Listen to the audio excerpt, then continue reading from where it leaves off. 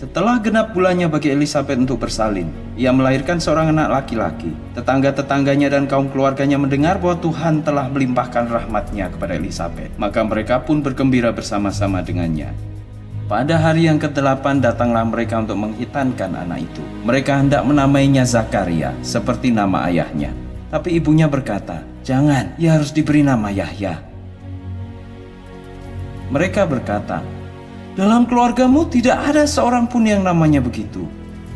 Lalu dengan isyarat mereka bertanya kepada Zakaria ayahnya, apa nama yang hendak diberikannya kepada anaknya itu. Zakaria meminta sebuah batu tulis dari mereka lalu menulis demikian, "Namanya Yahya." Mereka semua heran. Seketika itu juga mulut Zakaria dapat berbicara lagi dan lidahnya tidak lagi kaku. Lalu ia memuliakan Allah. Orang-orang yang tinggal di sekitarnya menjadi takut. Semua peristiwa yang terjadi dibicarakan orang di seluruh daerah pegunungan Yudea. Setiap orang yang mendengar tentang hal itu berkata dalam hatinya, "Apa gerangan yang akan terjadi dengan anak itu nanti?" Karena tangan Tuhan menyertai dia.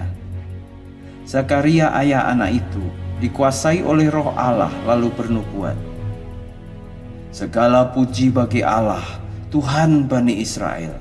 Ia telah melawat umat-Nya dan membebaskan mereka. Ia menetapkan bagi kita penyelamat yang berkuasa dari antara keturunan Daud, hamba-Nya, seperti yang sudah difirmankannya melalui nabi-nabinya yang suci sejak dahulu kala. Dialah yang menyelamatkan kita dari musuh-musuh kita dan dari tangan semua orang yang membenci kita.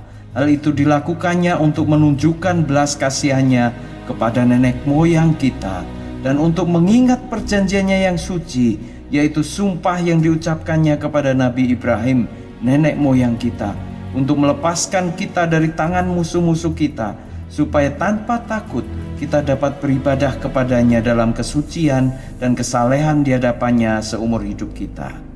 Engkau, anakku, akan disebut Nabi Allah yang Maha Tinggi, karena engkau akan mendahului Tuhan untuk mempersiapkan jalan baginya, dan untuk memberikan pengertian kepada umat-Nya mengenai keselamatan yang didasarkan atas pengampunan dosa-dosa mereka, karena kemurahan hati Tuhan kita.